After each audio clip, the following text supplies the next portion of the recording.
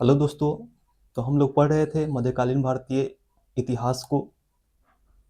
और पिछले क्लास में हम लोग इस्लाम धर्म के उदय को पढ़ लिए थे, यानी जो हम लोगों का मध्यकालीन भारतीय इतिहास का पहला चैप्टर था उसको पढ़ लिए थे। और आज की क्लास में हम लोग मध्यकालीन भारतीय इतिहास को जानने के स्रोत को पढ़ेंगे। और मध्यकालीन भारतीय इतिहास को जानने का 3 स्रोत हैं। एक है साहित्यिक स्रोत, विदेशी यात्रियों का विवरण और पुरातात्विक स्रोत। इन तीनों स्रोतों से हमें मध्यकालीन भारतीय इतिहास के बारे में जानकारी मिलती है। अगर बात करें साहित्यिक स्रोत की, तो साहित्यिक स्रोत के अंतर्गत सल्तनत कालीन साहित्य और मुगल साहित्य जो है, ये दोनों साहित्य हमें मध्यकालीन भारतीय इतिहास के बारे में जानकारी देते हैं।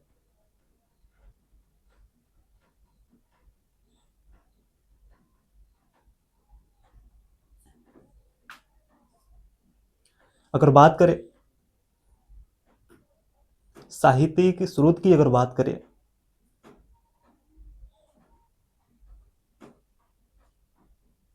तो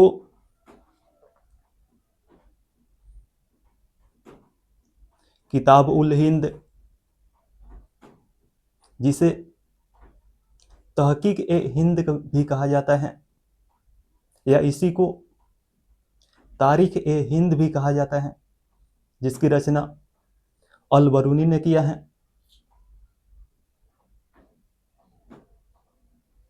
और जो अल बरूनी है, अल बरूनी महमूद गजनवी के साथ भारत आया था। यानी कह सकते हैं कि अल बरूनी ने महमूद गजनवी के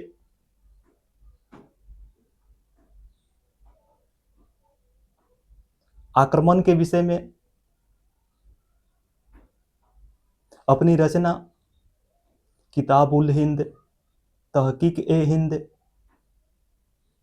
या तारीख ए हिंद में लिखा है। फिर अगला साहित्य है किताब उल यामिनी, जिसकी रचना उतबी ने किया है। और किताब उल यामिनी भी हमें महमूद गजनवी के विषय में जानकारी देता है। फिर अगला साहित्य है जैनुल अखबार। और जैनुल अखबार की रचना जो है अब्बी सईद ने किया है। और जैनुल अखबार भी हमें महमूद गजनवी के विषय में ही जानकारी देता है। फिर अगला साहित्य है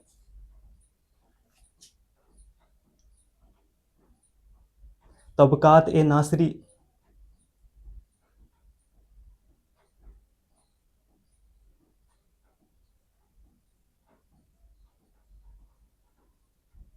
और जो तबकात ए नासरी है, तबकात ए नासरी के लेखक या रचनाकार मिनहाज उस सिराज हैं। और जो मिनहाज उस सिराज है, मिनहाज उस सिराज इल्तुतमिश के दरबार में रहते थे। और इन्होंने अपनी रचना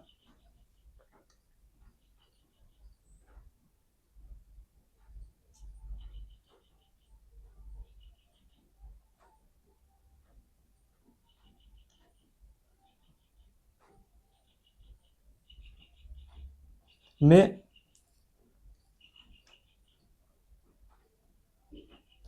मोहम्मद गौरी से लेकर बलवन तक के शासक के शासनकाल के विषय में जानकारी देते हैं।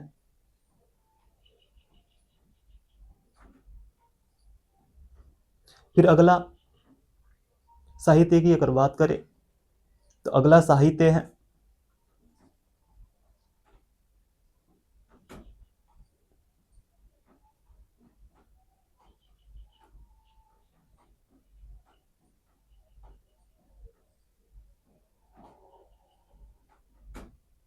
ताज उल मासिर।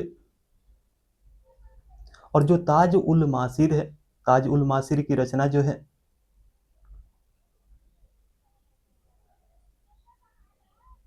हसन निजामी ने किया है।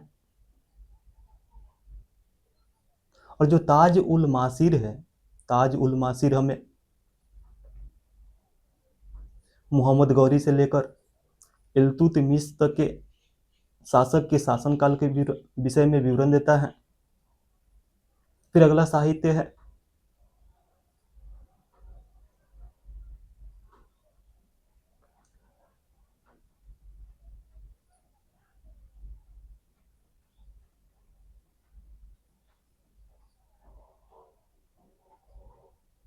तारीख ए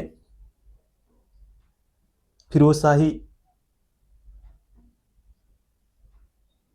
और जो तारीख ए फिरोज शाही है, तारीख ए फिरोज शाही की रचना जो है अल बरूनी ने किया है, सॉरी जियाउद्दीन बर्नी ने किया है, जियाउद्दीन बर्नी ने किया है। और जो तारीख ए फिरोज शाही है, तारीख ए फिरोज शाही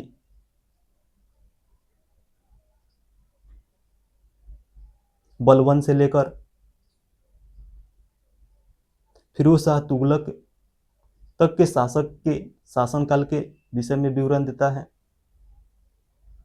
फिर अगला साहित्य है फतवा ए जहांदारी, फतवा ए जहांदारी। और जो फतवा ए जहांदारी है, फतवा ए जहांदारी के लेखक जियाउद्दीन बर्नी ही है। और जो फतवा ए जहांदारी है, फतवा ए जहांदारी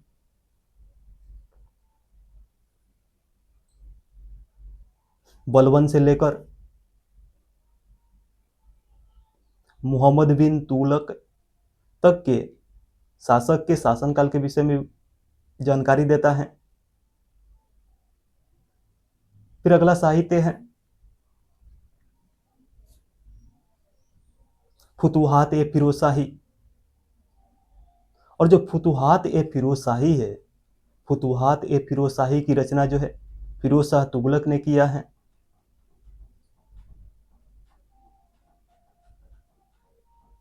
और फिरोज शाह तुगलक को सल्तनत युग का अकबर कहा जाता है। जो फिरोज शाह तुगलक है, फिरोज शाह तुगलक को सल्तनत युग का अकबर कहा जाता है। और जो फुतुहात ए फिरोज शाही है, फुतुहात ए फिरोज शाही फिरोज शाह तुगलक के शासनकाल के विषय में जानकारी देता है। फिर अगला साहित्य है किताब उल रहला। और किताब उल रहला की रचना जो है इब्न बतूता ने किया है।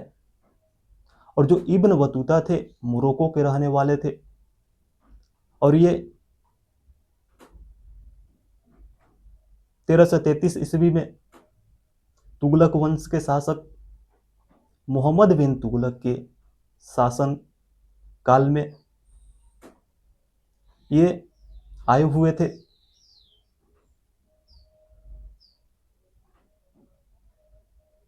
और जो मोहम्मद बिन तुगलक था, मोहम्मद बिन तुगलक ने इन्हें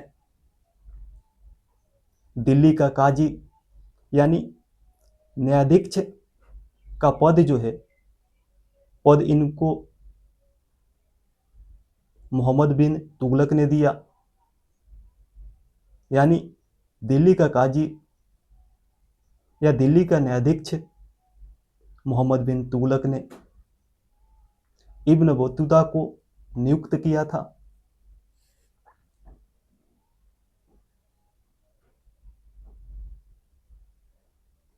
फिर अगला साहित्य है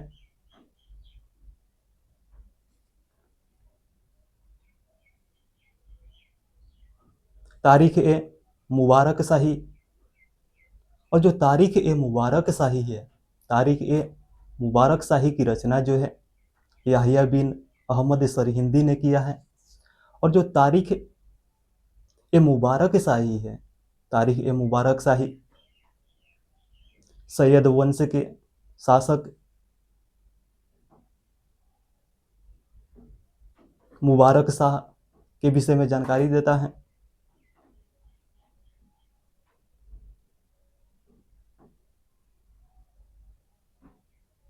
फिर अगला साहित्य है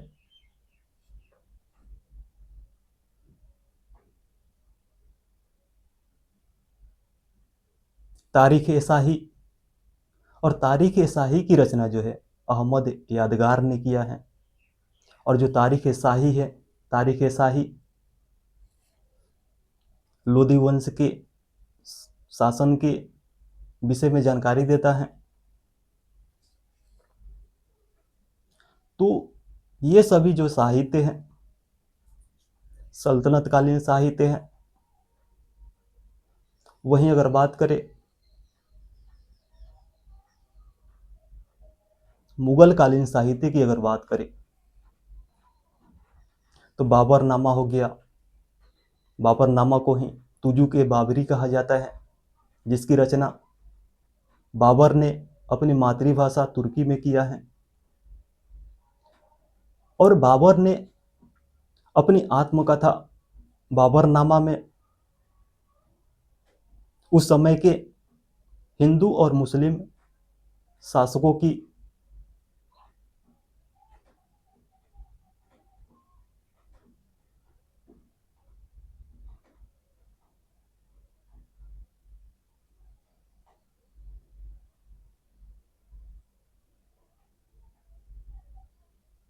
विवरण प्रस्तुत किए थे। और अगर बात करें हिंदू शासक की, तो बाबर ने उस समय के हिंदू शासक मेवाड़ का शासक राणा संगा और विजयनगर साम्राज्य के शासक कृष्णदेवराय का विवरण प्रस्तुत किया था। और उन्होंने कहा, और उन्होंने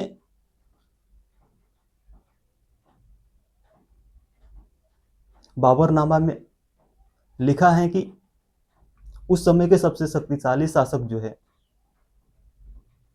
कृष्णदेवराय थे। वहीं अगर बात करें बाबरनामा का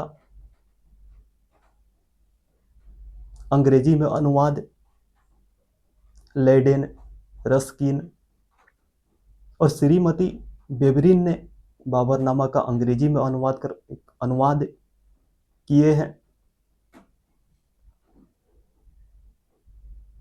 वहीं अगर बात करें बाबरनामा का फारसी में अनुवाद, तो बाबरनामा का फारसी में अनुवाद अब्दुल रहीम खान खाना ने किया है।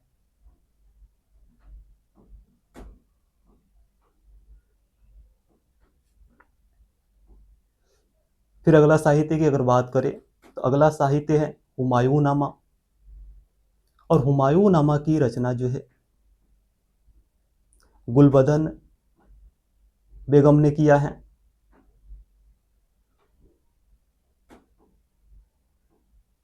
और जो गुलबदन बेगम थी बाबर की बेटी और हुमायूं की बहन थी, और अकबर की बुआ थी गुलबदन बेगम। और अकबर के कहने पर ही गुलबदन बेगम ने हुमायूं नामा की रचना की है।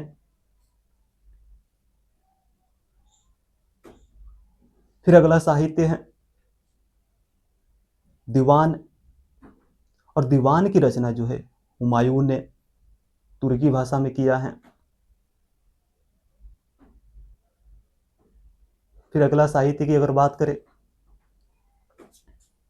तो अगला साहित्य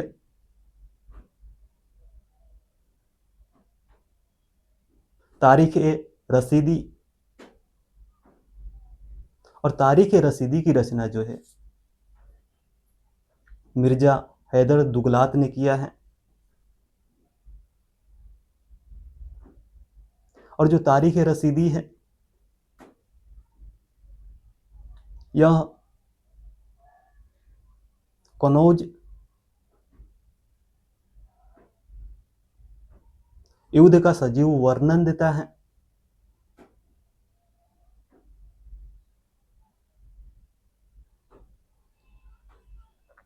फिर अगला साहित्य की अगर बात करें तो अगला साहित्य है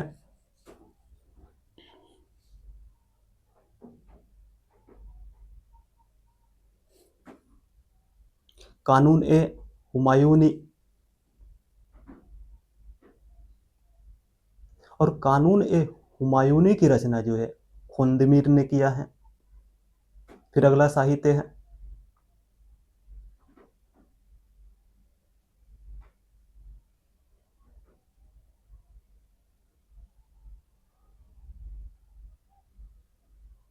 तज़किरात उन वाक़ियात। और तज़किरात उन वाक़ियात की रचना जो है खुंदमीर और जौहर ने किया है।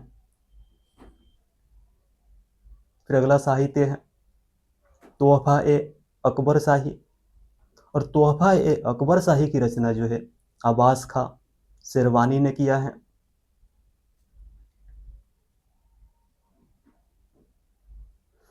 अगर बात करें अकबरनामा की तो अकबरनामा की रचना जो है अबुल फजल ने किया है। और अकबरनामा का 3 भाग था और जो तीसरा भाग को ही आईने अकबरी कहा जाता था। और आईने अकबरी की भी रचना जो है अबुल फजल ने किया था। वहीं बाबरनामा की अगर बात करें तो बाबरनामा का अंग्रेजी में अनुवाद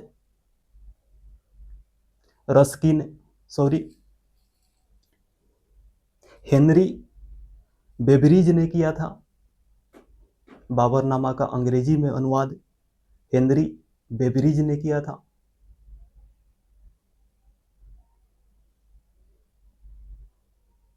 फिर अगला साहित्य था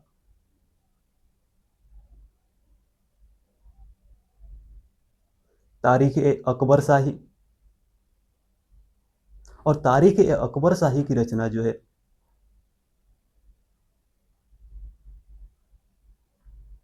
आरिफ कंधारी ने किया है।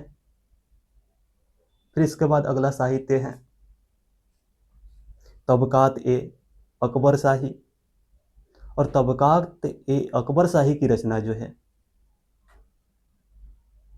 निजामुद्दीन अहमद ने किया है। और जो तबकात ए अकबर शाही है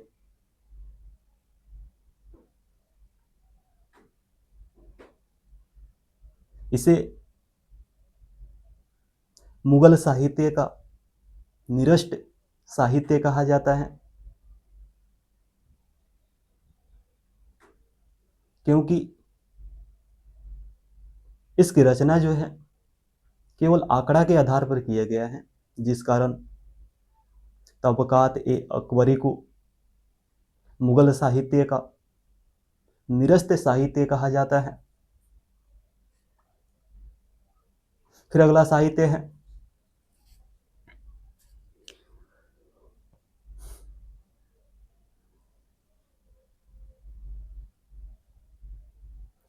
नफाइस उल मासीर। और नफाइस उल मासीर की रचना जो है काजविनी ने किया है।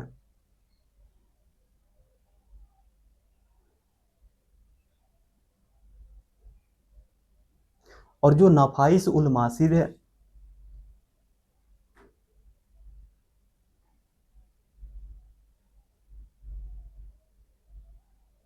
यह अकबर का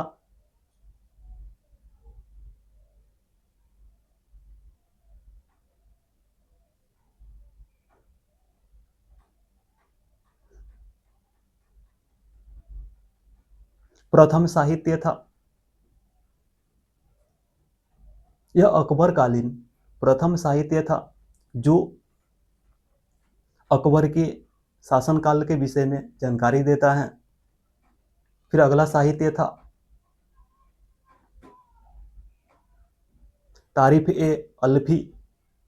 और तारीफ ए अल्फी की रचना जो है मुल्ला दाऊद ने किया है। फिर अगला साहित्य है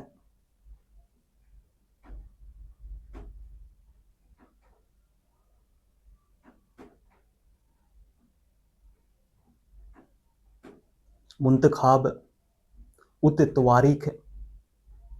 और मुंतखाब उत तवारीख की रचना जो है बदायूनी ने किया है, बदायूनी ने किया है।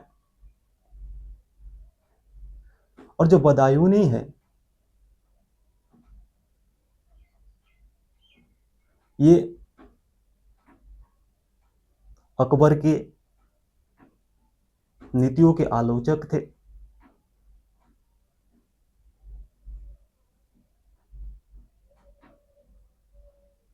फिर अगला साहित्य है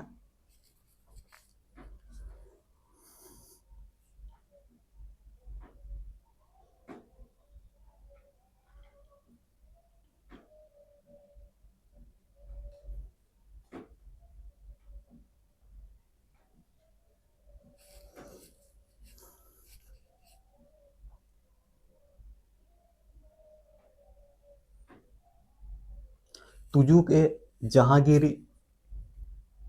तुजुक ए जहांगीरी।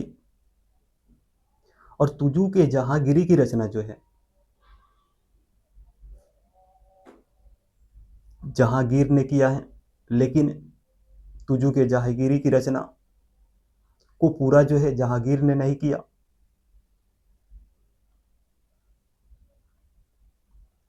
और इस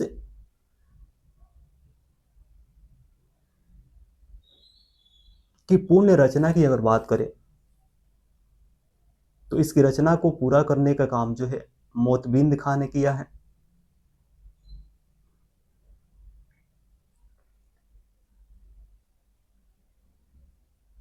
फिर अगला साहित्य है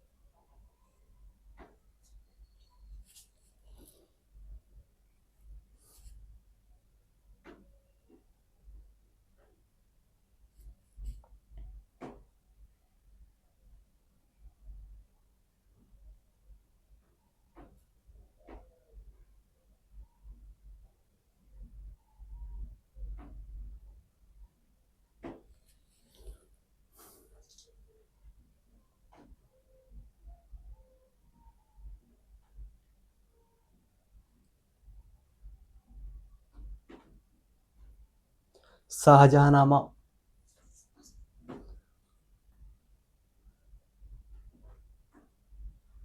और शाहजहांनामा की रचना जो है इनायत खान ने किया है।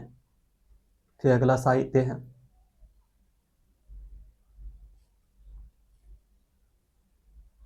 चहार चमन। और चहार चमन की रचना जो है चंद्रभान ने किया है। फिर अगला साहित्य है पातशाहनामा। पातशाहनामा की रचना जो है काजवीनी।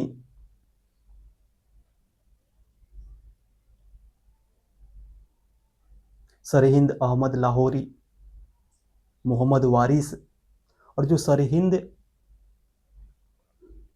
अहमद लाहौरी थे, सरहिंद अहमद लाहौरी ने ही बादशाहनामा की भी रचना किया है।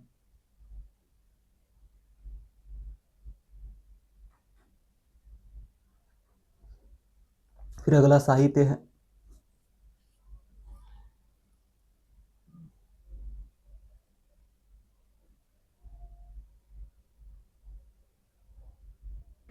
आलमगीरनामा,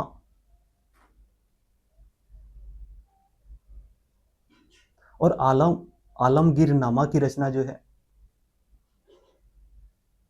मोहम्मद काजिम सिराजी ने किया है। मुंतखाब उल लुआब की रचना जो है खफी खां ने किया है।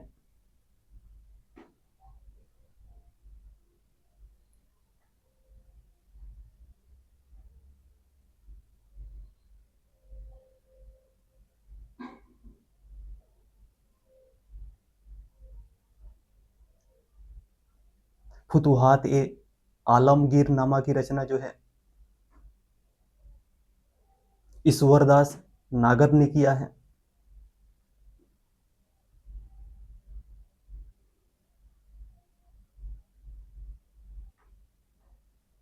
फिर अगला साहित्य है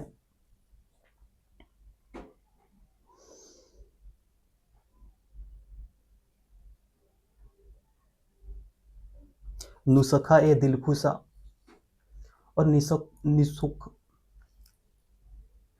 निसखा ए दिलखुशा की रचना जो है निसखा ए दिलखुशा की जो रचना है निसखा ए दिलखुशा की जो रचना है भीमसेन ने किया है।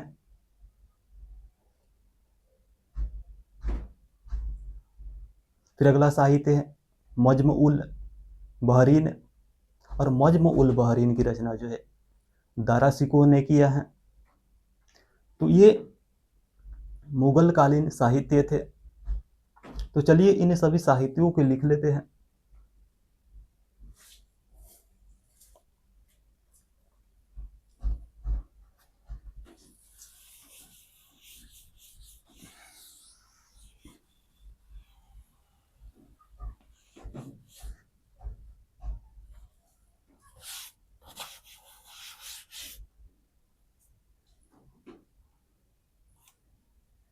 सल्तनत कालीन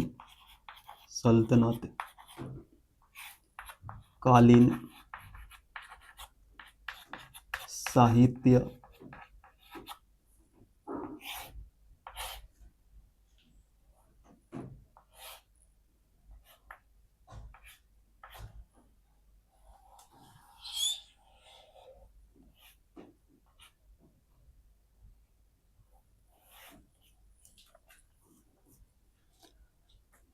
तो सल्तनत कालीन साहित्य की अगर बात करें,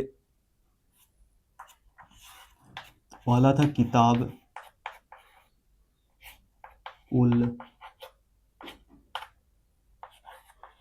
हिंद,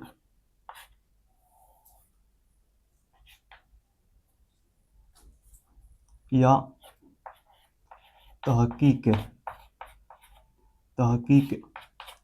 ए हिंद,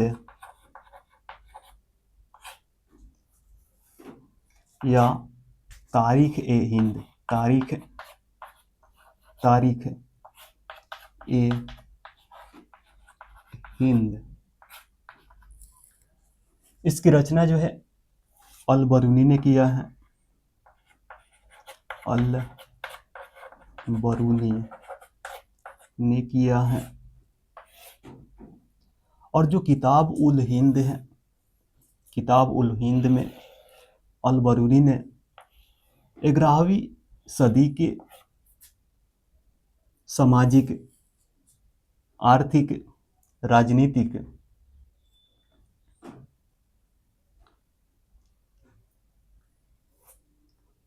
पहलू को दर्शाने का काम किया है, जिस कारण किताबुल हिंद को 11वीं सदी का दर्पण कहा जाता है। 11वीं सदी का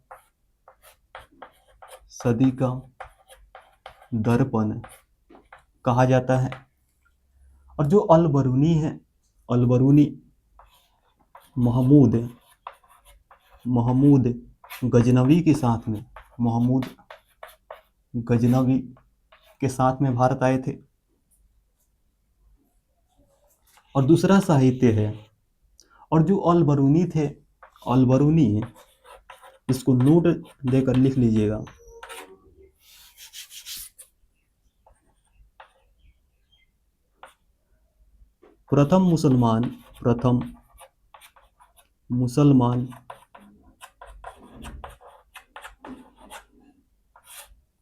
प्रथम मुसलमान जिन्होंने कुरान का अध्ययन किया था। कुरान का अध्ययन करने वाला प्रथम मुसलमान जो था अल-बरूनी था। कुरान का अध्ययन करने वाला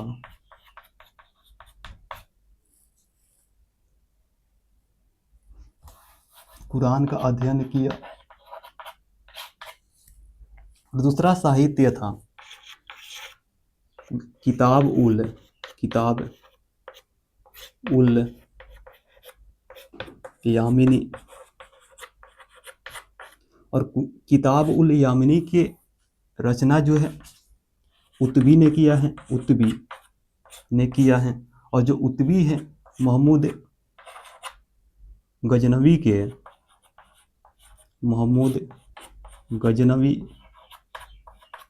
के दरबारी कवि था। और तीसरा साहित्य जो है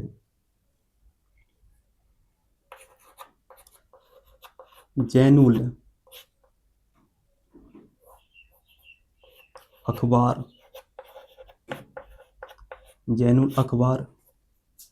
और जैनुल अखबार की रचना जो है अब्बी सईद ने किया है। और जैनुल अखबार भी हमें महमूद गजनवी के विषय में जानकारी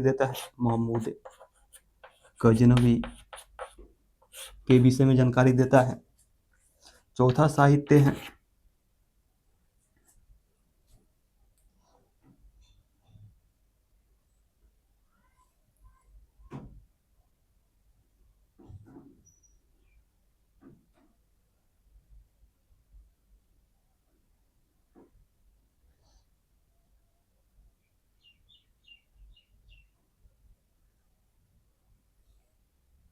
तबकात ए नासिरी।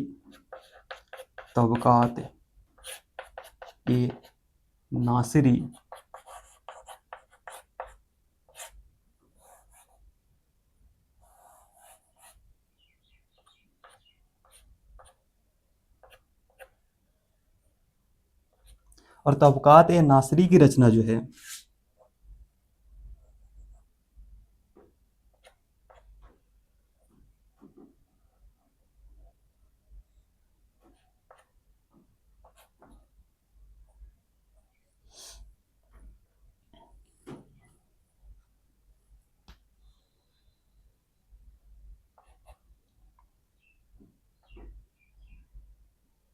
मिनहाज उस सिराज ने किया है। मिनहाज उस सिराज ने किया है।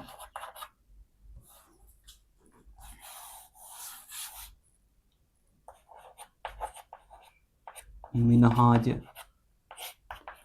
उस सिराज ने किया है। और जो मिनहाज उस सिराज इल्तुतमिश के दरबार में रहते थे। इल्तुतमिश के दरबार में रहते थे। और मिनहाज उस सिराज ने तबकात ए नासिरी में मोहम्मद गौरी से लेकर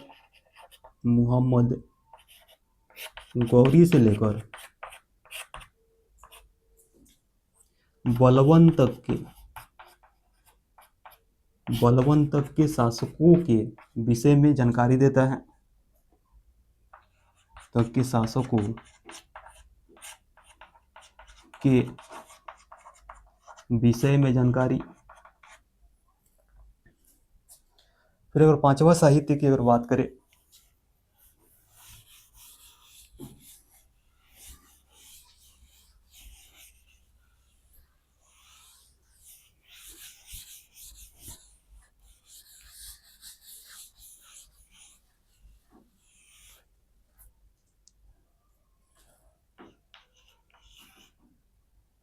तो पांचवा साहित्य है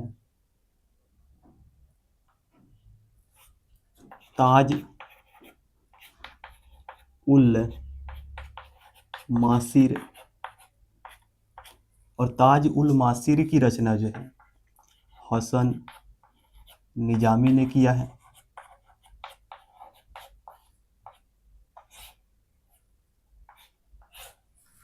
और जो ताज उल मासिर है, ताज उल मासिर हमें मोहम्मद गौरी से लेकर इल्तुतमिश तक के शासक के विषय में जानकारी देता है। और छठा साहित्य है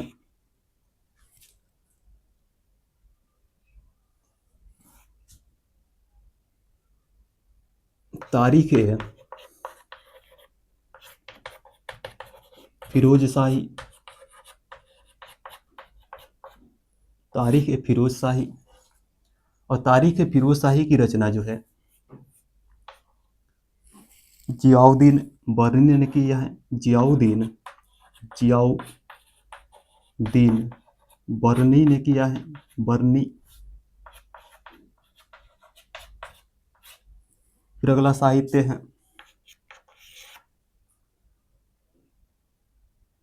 और जो तारीख ए फिरोज शाही है, तारीख ए फिरोज शाही बलबन से लेकर फिरोज शाह तुगलक तक के शासक के शासनकाल में शासन के विषय में जानकारी देता है।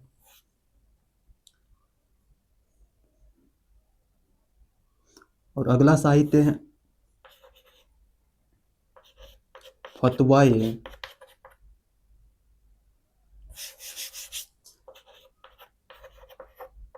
तुजूक ए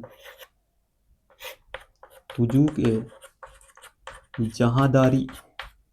और तुजुक ए जहादारी की भी रचना जो है जियाउद्दीन बर्नी ने किया है।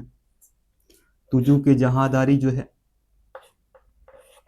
बलबन से लेकर मोहम्मद बिन तुगलक तक के शासक के विषय में जानकारी देता है। और आठवां साहित्य है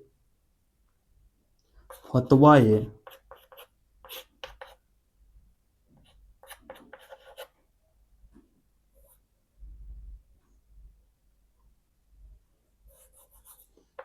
फिरोज शाही।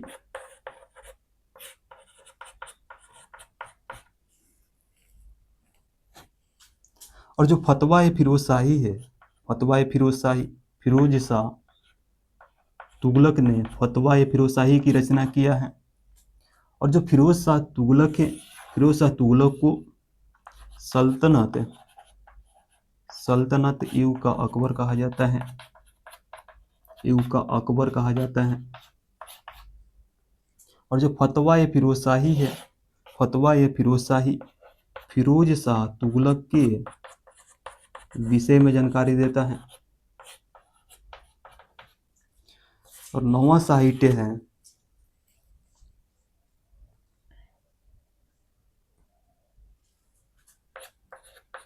किताब उल रेहला। और किताब उल रेहला की रचना जो है इब्न बतूता ने किया है, इब्न बतूता। और जो इब्न बतूता थे, इब्न बतूता मोरक्को के रहने वाले थे, मोरक्को। और 1333 ईस्वी में दिल्ली सल्तनत के अंतर्गत मोहम्मद बिन तुगलक के दरबार में आए थे। और मोहम्मद बिन तुगलक ने इन्हें दिल्ली का काजी यानी न्यायाधीश का पद जो है दिया था, दिल्ली का काजी।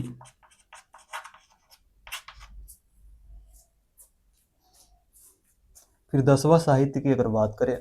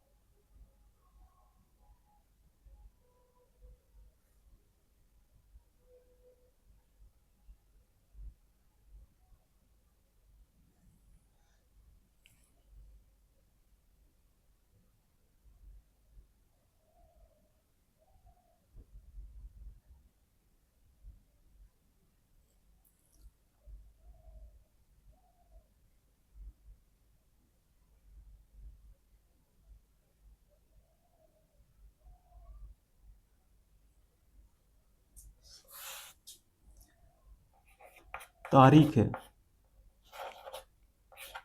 ए मुबारक शाही। और 11वां साहित्य था तारीख ए शाही। और तारीख ए मुबारक शाही की रचना जो है याहिया बिन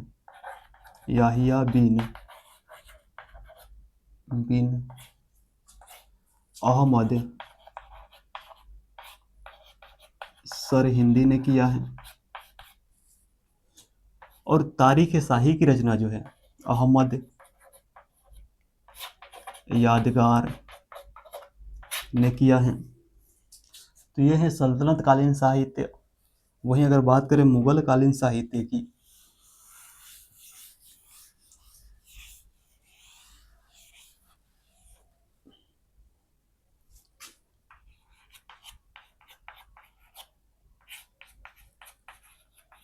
मुगल कालीन साहित्य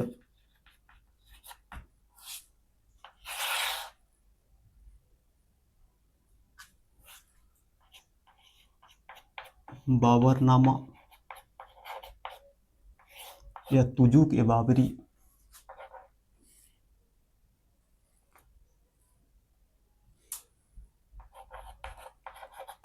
तुजुक ए बाबरी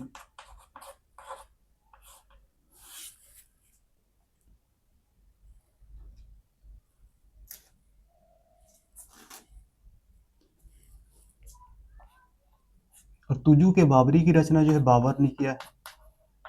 बाबर ने तुर्की भाषा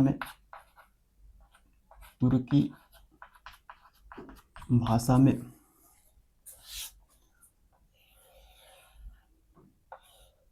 और बाबरनामा का अंग्रेजी में अनुवाद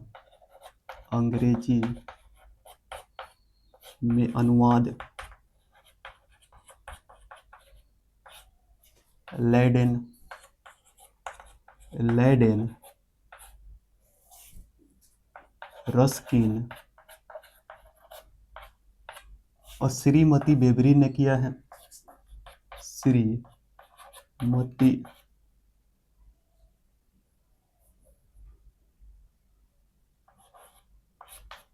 बेबरी ने किया है।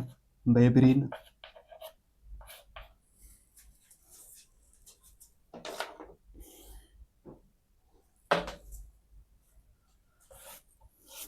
वहीं फारसी भाषा में अनुवाद अब्दुर रहीम खान एक खाना ने किया है।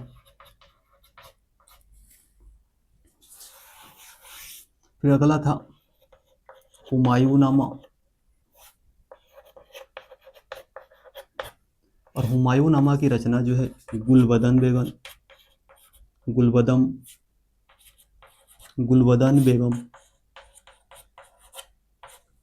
और जो गुलबदन बेगम थी, गुलबदन बेगम ने अकबर के कहने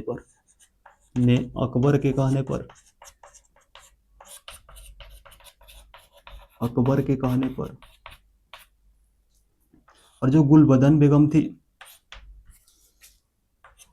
बाबर की बेटी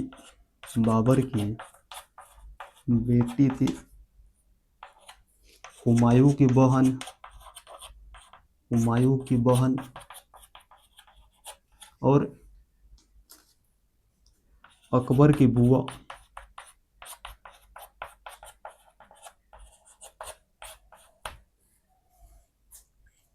फिर अगला था दीवान।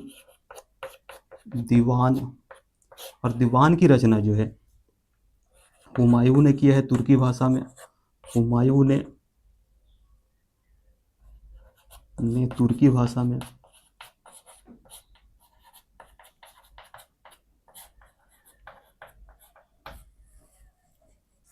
फिर अगला साहित्य था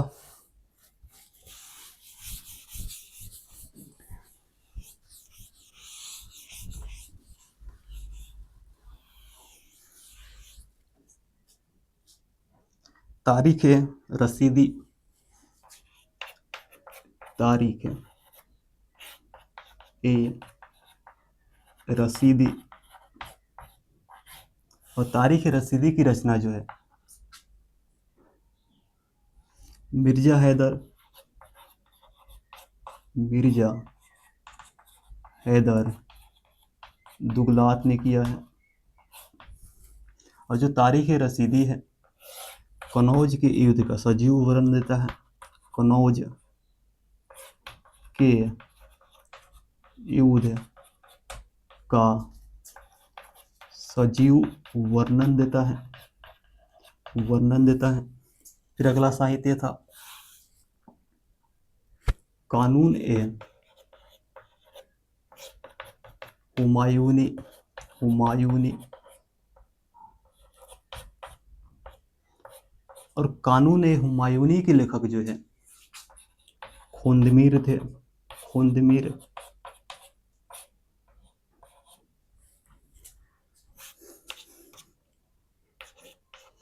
अगला साहित्य था तज़किरात ए, तज़किरात उन वाक़ियात। और तज़किरात उन वाक़ियात के लेखक जो थे खुंदमीर और जौहर, खुंदमीर और जौहर। अगला साहित्य था तोहफा ए अकबर शाही, अकबर शाही। और तोहफा ए अकबर शाही के लेखक जो थे अब्बास का शेरवानी थे, अब्बास खा शेरवानी थे। फिर अगला साहित्य था बाबरनामा, सॉरी अकबरनामा।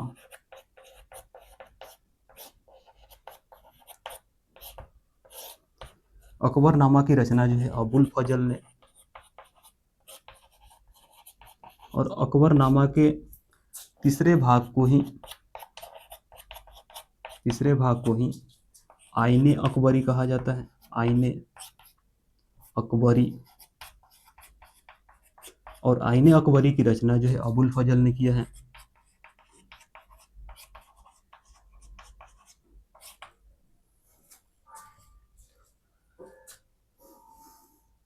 अकबरनामा का अंग्रेजी में अनुवाद जो है, अंग्रेजी में अनुवाद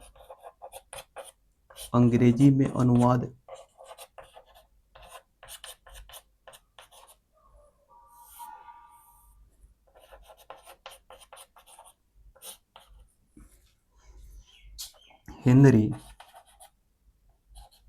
बेबरीज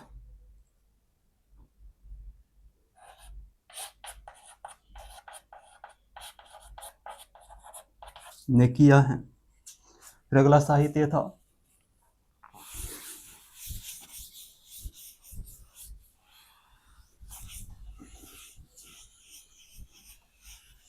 नफाइस उल मासिर। लेकिन उससे पहले और भी साहित्य थे, जैसे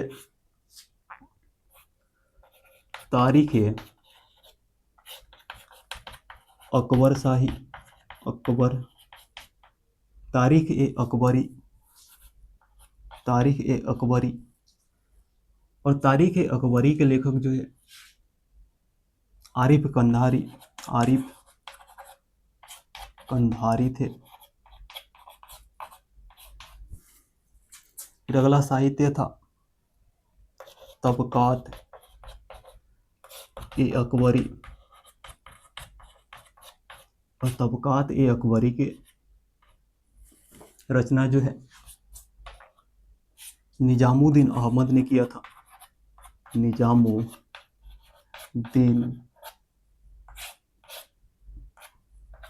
अहमद ने किया था।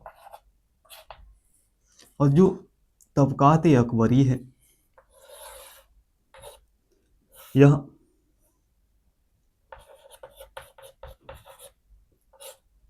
मुगल कालीन साहित्य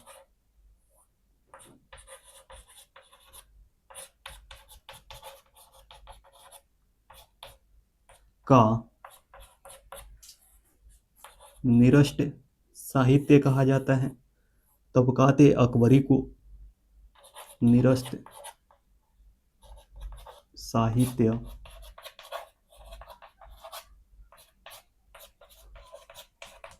कहा जाता है।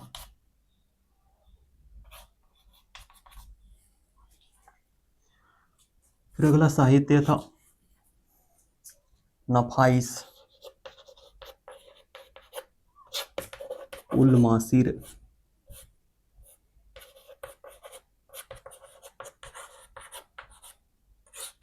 नफाइस उल मासिर की रचना जो है काजविनी ने, काजविनी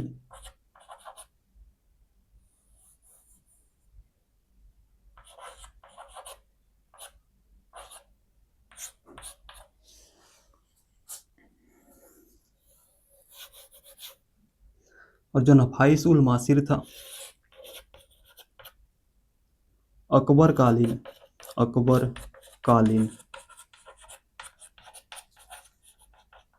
साहित्यों में प्रथम साहित्य जो था, प्रथम साहित्य वो नफाइस उल मासिर था। फिर अगला साहित्य था तारीख ए अल्फी, तारीख ए अल्फी। और तारीख ए अल्फी के रचनाकार मुल्ला दाऊद थे, मुल्ला दाऊद। फिर अगला साहित्य था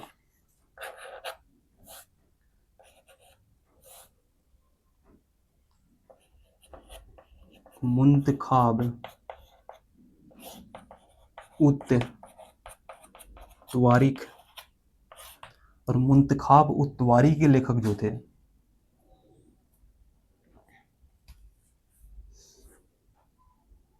बदायूनी। और जो बदायूनी था अकबर का आलोचक था, अकबर का आलोचक था, यानी अकबर की नीति के खिलाफ था। फिर अगला साहित्य है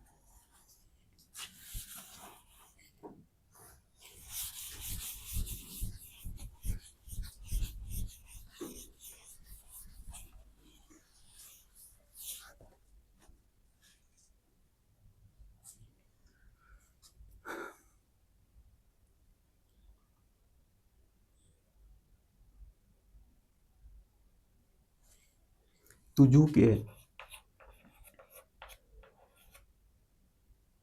जहांगीरी।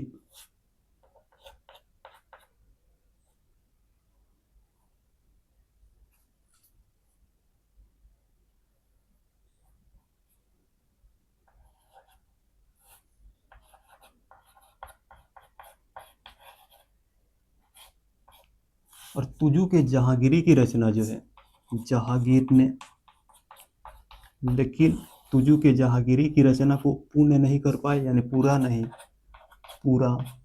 नहीं कर पाए, जिस कारण इसको पूरा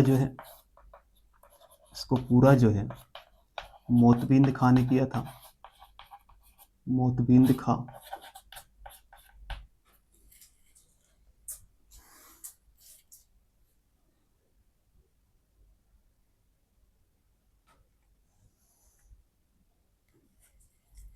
और अगला था इकबालनामा है, इकबालनामा ए जहांगीरी।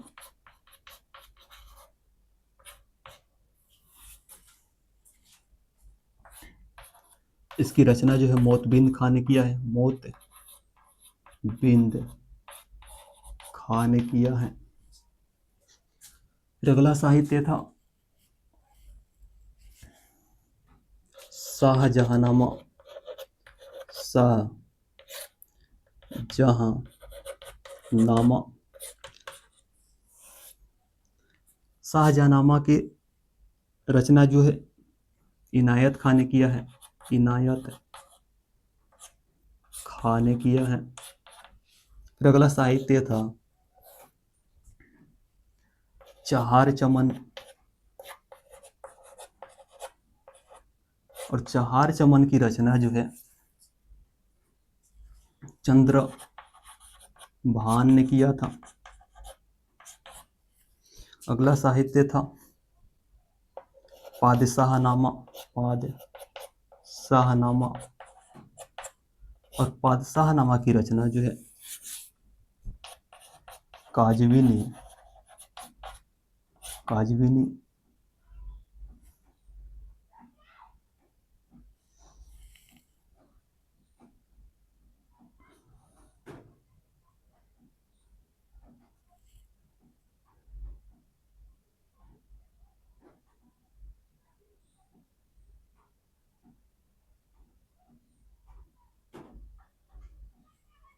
अहमद लाहौरी, अहमद लाहौरी,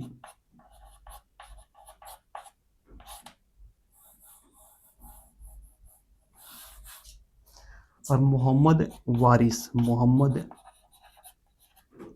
वारिस। और जो अहमद लाहौरी थे, अहमद लाहौरी ने ही बादशाहनामा की भी रचना किया है। बादशाहनामा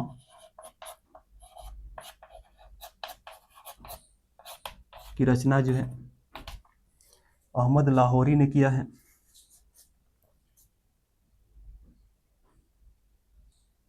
फिर अगला साहित्य था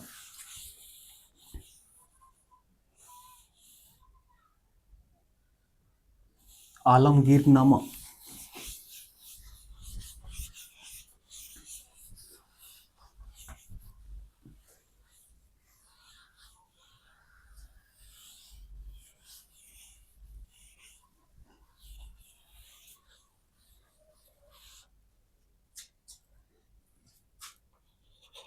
आलमगीरनामा,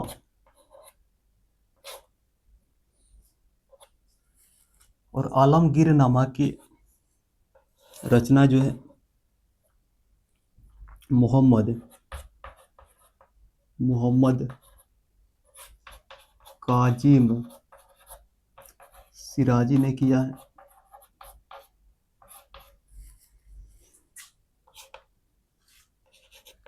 मुंतखाब उल लुआब की रचना जो है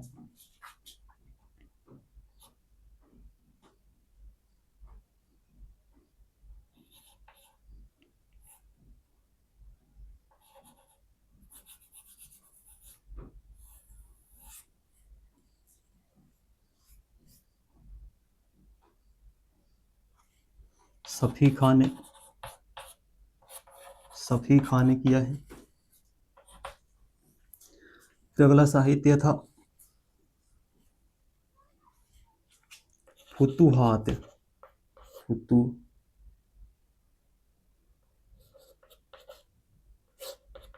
ए आलम गिर नामा, फुतुहात ए आलमगीर नामा की रचना जो है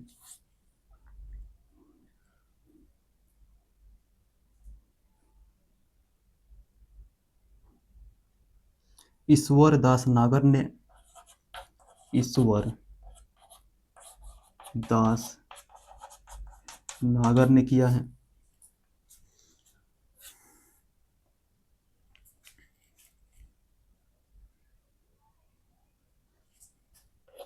नुसखा ए दिलफूसा, दिलफूसा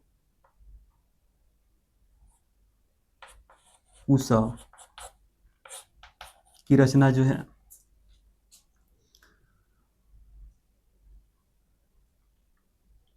भीमसेन ने किया है। भीमसेन।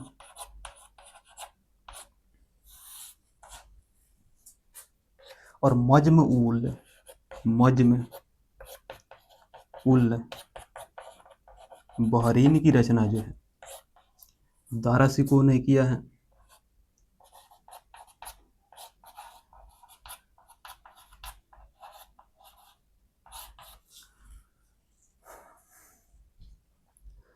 तो आज की क्लास में हम लोगों ने मध्यकालीन भारतीय इतिहास को जानने का जो साहित्यिक स्रोत है, और साहित्यिक स्रोत के अंतर्गत हम लोगों ने आज की क्लास में सल्तनत कालीन साहित्य और मुगल कालीन साहित्य को हम लोगों ने आज की क्लास में पढ़ा। और कल की क्लास में हम लोग मध्यकालीन भारतीय इतिहास को जानने का स्रोत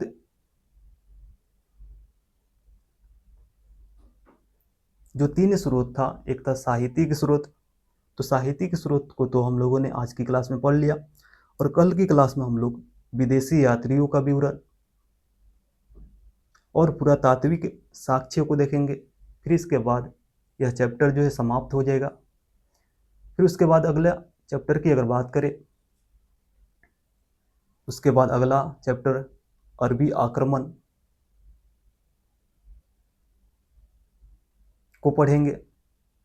अरबी आक्रमण के बाद तुर्की आक्रमण, अरबी आक्रमण के अंतर्गत मोहम्मद बिन कासिम के विषय में,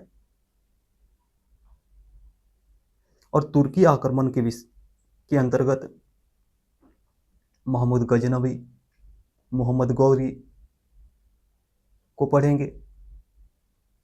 और मोहम्मद गौरी के ही जो गुलाम कुतुबुद्दीन ऐबक था, कुतुबुद्दीन ऐबक ने ही आगे चलकर दिल्ली सल्तनत के अंतर्गत गुलाम वंश की स्थापना करता है।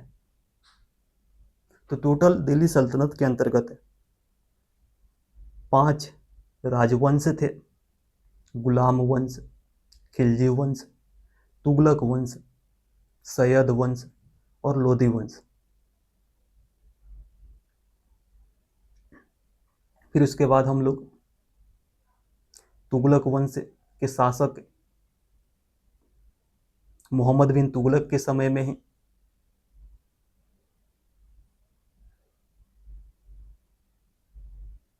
कर्नाटक के हम्पी में हरियर प्रथम और बुका प्रथम ने 1336 ईस्वी में विजयनगर साम्राज्य की स्थापना किया था। और मोहम्मद बिन तुगलक के समय में ही बहमनी साम्राज्य की स्थापना जो है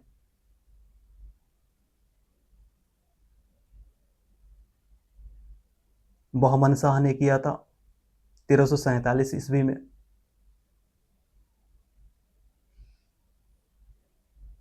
फिर उसके बाद हम लोग मुगल काल को देखेंगे। मुगल काल के अंतर्गत बाबर, हुमायूं, अकबर, जहांगीर, शाहजहां, औरंगजेब। और औरंगजेब का 1707 ईस्वी में निधन हो जाता है। फिर उसके बाद जो शासक बनते हैं मुगल काल के, यानी वे अयोग्य होते हैं। तो उत्तर मुगल कालीन के अंतर्गत हम लोग बहादुर शाह प्रथम, फिर उसके बाद अंतिम शासक की अगर बात करें तो बहादुर शाह द्वितीय अंतिम शासक थे, जिन्हें बहादुर शाह जफर के नाम से भी जाना जाता है।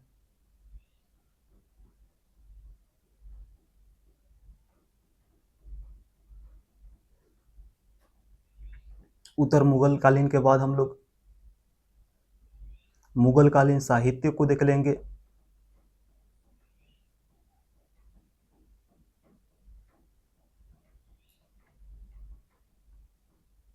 फिर उसके बाद हम लोग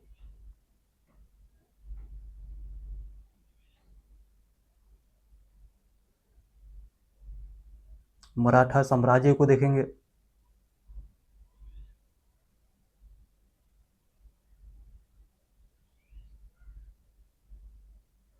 और मराठा साम्राज्य के बाद हम लोग भक्ति और सूफी आंदोलन को पढ़ेंगे। फिर उसके बाद जो मध्यकालीन भारत का इतिहास है,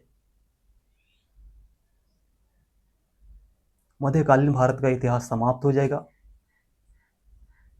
तो उसके बाद हम लोग आधुनिक भारत के इतिहास को पढ़ेंगे। तो चलिए मिलते हैं कल की क्लास में, और कल हम लोग मध्यकालीन भारतीय इतिहास को जानने का जो स्रोत है, पुरातात्विक और विदेशी यात्रियों का विवरण, उसको हम लोग कल की क्लास में पढ़ेंगे। तो जय हिंद दोस्तों। लेकिन उससे पहले अगर बता दें, तो जितने भी बिहार दरोगा का प्रीवियस ईयर का क्वेश्चन है, उसका सेट डिस्कशन करवाया जा रहा है। जो जो भी सब्जेक्ट पढ़ा दिए हैं, जैसे इंडियन ज्योग्राफी खत्म हो गया है,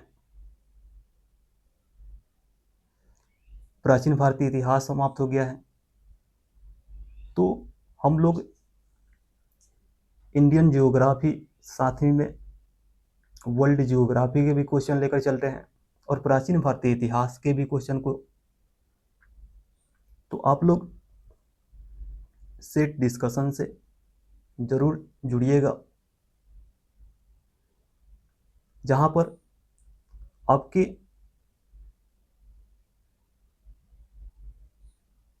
जो आप लोग पढ़ रहे हैं उसका रिवीजन भी हो जाएगा, और प्रीवियस ईयर में किस तरह का क्वेश्चन पूछा गया है,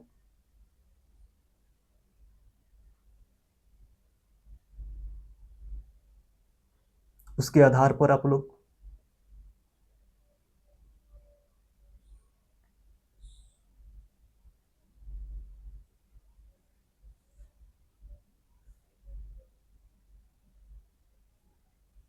कौन सी